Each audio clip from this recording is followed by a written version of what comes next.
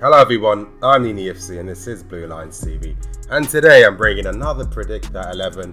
Of course, we're playing Nottingham Forest in the Carling Cup, and yeah, it's going to be an interesting game because hopefully we'll be seeing a lot of rotation in the team, and hopefully we'll be seeing a lot of youngsters gain opportunities and chances to really show what they're about. Now, getting straight into the Predicted 11, and I think Caballero will be the goalkeeper in today's game. Yes, Caballero, the guy we signed as our backup keeper for Man City. This guy is very, very good as a sweeper keeper, and of course Conte does like his keepers who are able to come out with the ball and play with it as well.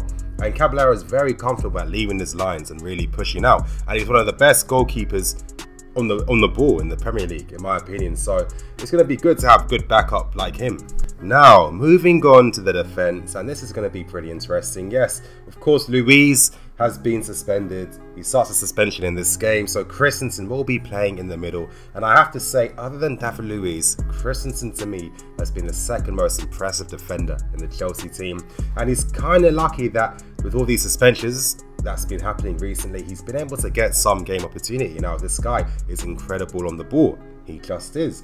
Incredibly composed, incredible positioning sense, reads the game fantastically and makes clean tackles and doesn't give away fouls. And me, in my opinion, he's one of the best young defenders in the world. I think he's an elite defender in my opinion. It's not normal, the types of performances he's doing at this age, and he makes it so easy. And you know, honestly, I think during probably around, you know, January time, I think he's good enough to force himself into the first team. Moving on to the right hand side of the defence, and yes, Antonio Rudiger will be playing there. And Rudiger, he has been slowly getting used to playing in Conte's system. Of course, I think he's more comfortable playing on the right hand side compared to the left. And you can always tell when a player isn't as comfortable when they're playing out of position, because when Rudiger was on the left, there were some times, not all the time, but certain times where sometimes he'd be a bit too deep, or maybe he's pushing out a bit too far and not sticking with the back three. And I think you know, it's natural. You know, in football it's not very easy to play on the right hand side and left hand side just like that. It is kind of different in a way, but you know, he's slowly getting used to things. You know, this guy's a very adventurous type of defender that likes to leave his line and and likes to lunge in. That's his style, and he has been called like the German David Luiz in a way, so it's pretty interesting. But he'll be playing on the right hand side today. Moving on to the left hand side, and yes, the man we're all hating at the moment, Gary Cahill, will probably be playing on that left-hand side. And it's good that people are finally listening to what I've been saying, because I have been saying this since last season, very early on, that Cahill doesn't push out wide and leaves that gap where Alonso gets exposed. Because look at the Arsenal game. Alonso was getting beaten for pace pretty easily by Bellerin. Alonso isn't a fast defender, that's not his style. So when he doesn't have that backup behind him, of course things like this are going to happen. And I think that Cahill, honestly, this captaincy is really saving him.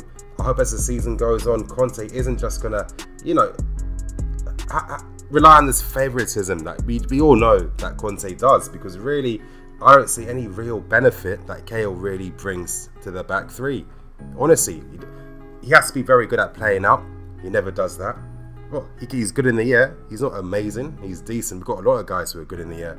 You know, I mean, he does put in a nice slide tackle, but what does he really offer that the other defenders can't do? And I think that, in a way, you know, this guy is not a world-class defender. And in my opinion, I've always felt, what's he really improving in his game since he's joined Chelsea? What's he really got better at? You know, a lot of players, you can see the advancements and development in their game. I'm really, you know, it's hard to really judge what's really happened with Cahill. Moving on to the wing backs here, Zappa Costa will be playing on the right hand side. Had a very good debut against Carabao, of course, very easy opposition. So in a way, it's kind of hard to really even judge him. This game against Nottingham Forest will be pretty similar as well. But if anything, it's nice to see what he adds to the team tactically. Of course, his work rate, phenomenal work rate. He does work really hard. Defensively, he's decent, but if anything, hopefully Conte can really bring out that type of good defensive ability and really help him develop that part of his game. And you know, of course, it'll be interesting to see him put some crosses in. I'm really hoping today that, you know, he's going to be providing Mitchell some decent service. But yeah, I expect him to, you know, it's another easy game for him to really get used to the team, used to his teammates, and really show in a very, you know, easy environment what he's about. Now, moving on to the left wing back position, Kennedy will be playing. Conte has confirmed that, and I'm sorry, I feel so sorry for Kennedy. This guy, when we first signed him, was the new Hulk. He played on the right hand side, cut inside, has a ridiculously powerful left foot that we don't see. Now, you look at the past couple of seasons, the guy's barely played. Went to Watford last year, right at the end. The Mazzari, the Watford manager at the time, didn't know anything about him, didn't even know what position he could play. That's never a good sign, and this really confirms in the Premier League. Loan signings are always seen as backup positions and squad options, never first team options, and he hasn't been given a decent account to really show what he can do. Newcastle was the opportunity for him this year, but of course the club are playing politics with all these young players and using them in their, in their own like political, in a footballing sense, political means. And Kennedy was denied the chance to play for Newcastle and potentially play a whole season. And the guy is nearly 21, 22, and he hasn't played a full season of football yet. He's basically the Brazilian Ruben Loftus-Cheek, and I feel sorry. Playing as a left wing back, I feel that it's really bottlenecking what he can really show. And to me, this guy's not a left wing back. I know he gets forward well, but his defensive ability at the end isn't as good. And I really feel Kennedy's more natural when he's able to cut inside and take shots, and he's very direct. So I feel sorry for him. Moving on to the midfield, and Bakayoko will be starting, and Bakayoko is starting to see some of the nice bits of play he can do, especially those driving runs, his ability to hold people off. Very skillful player as well, which is always very nice. And of course, playing for Chelsea, with our system, hopefully, I'm hoping that, as I've been saying, Conte is going to give him the opportunity to really express himself some more, because unless Bakayoko can really express himself in the attacking sense, that's the only way he can really go on to become a world-class player. I'm hoping that Conte is going to see what Bakayoko can bring, and that's going to be the option. And Bakayoko's midfield partner will be Fabregas today, and Fabregas, this is a perfect game for him. I mean, the amount of attacking options he's going to have in front of him against a very easy opposition. I'm expecting Fabregas to be on the ball quite a lot today. Of course, it's because with our wing-backs being able to get forward as I see it, because I do see Nottingham Forest retreating, especially with the likes of Masunda and Hazard that will be playing. And I think that Fabregas will be able to get on the ball more and really dictate the proceedings, play the passes, and really, he'll get an assist or two in this game, I feel. Now, I've already basically spoiled what the front three is going to be, but starting with Masunda, it looks like he's finally going to be able to get a chance today. I mean, really, I'm surprised why he couldn't get any minutes against Karabakh, a team from Azerbaijan. I don't care what anyone says, there's levels to this stuff. He looks like he'll finally be playing, but at least he'll be playing with good options with Hazard around him and Mitchell up front, especially with Fabregas behind him as well. And I really think that Masunda's going to be able to show what he can do, and I'm hoping that he gets a goal, because I really feel sometimes managers, they don't really take notice until you get a goal. I feel that's always a difference maker, because you've got to realize as a manager, there's a lot of pressure on your job, and when players get goals for you, that's helping you get closer to winning a game, and that's a difference maker. And I think, I hope Masunda really expresses himself in this game today.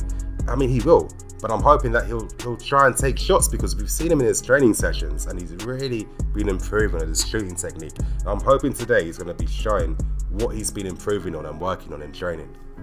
Moving on now to Eden Hazard, and yes, Hazard, it looks like this will be the final game where he'll play against them, and finally he'll be starting games after this. And Hazard, yep, it's going to be interesting to see him link up with Masunda. They're very good friends as well. The attacking link up, the skill is going to be very exciting to see. And I think this is going to be easy opposition for Hazard, of course. I'm hoping he's going to show some directness and some ruthlessness as well. Some killer instincts to really try and get a goal and really try and to get his season fully started in like 100% match peak conditioning. Now, moving on to the striker, and it looks like Michy Batshuayi will be playing. Ideally, I would love to see Morata. Imagine seeing Morata, Hazard and Basunda today. A guy can dream. If anything, I would tell Morata to play in this game, because Michy hasn't been showing enough of anything, in my opinion, recently. It's been like this since pre-season. It seems like ever since the Arsenal game where he got a brace, that seemed to like clouded a lot of people's judgment on him. And this is a game where he really needs to pull his socks up, because if he doesn't perform well today, Conte will have enough. It'll be his final straw. And you know what, I can't fully rely on this guy to really be adept in terms of link-up play that I really need from my striker in this formation I use. And as I keep saying, I do feel sorry for Mitchie. It's not his game. If he's not playing consistently, there's no way he can improve on that style of play. So it's literally a lose-lose situation for him. He's unlucky that he wasn't able to get a loan move. He was close, it was too late in the end. That's what he really needed. But Mitchie really has to perform well today, because of course, you know, his World Cup position could be at stake if he isn't really going to show what he can do at Chelsea. Now, I'm going to get into the sub bench. And I thought I'd speak about some of the interesting options from the bench today. And those guys are Dujon Sterling and Pardew and Jay Clark-Salter. And it seems like potentially these guys could be getting a chance today. I have a feeling for that to realistically happen. It's going to depend if, let's say, we're 3 or 4-0 up in the first half. And then Conte will probably decide to play them, you know, probably around the 70th minute. But at the same time, I hope when we approach this game today, it's going to be attacking and no nonsense. I remember last year when we played Wolves in the FA Cup. That game was one of the worst games of last season by far, because our approach in that game was so negative against the 19th place team in the Championship. I just couldn't believe what I was seeing, and it really showed me that Conte maybe and his team didn't really know too much about them. They saw that result against Liverpool, forgetting the context that actually Liverpool played youth team academy players in that game and they only lost on penalties. So, you know, I'm hoping that in this game today, we're going to approach it in the right way to really give these guys a chance, because honestly, in my opinion, you can afford to play the likes of a Dujon Sterling in the team with some of the world-class players around him. That's how you do it. For example, look at Real Madrid.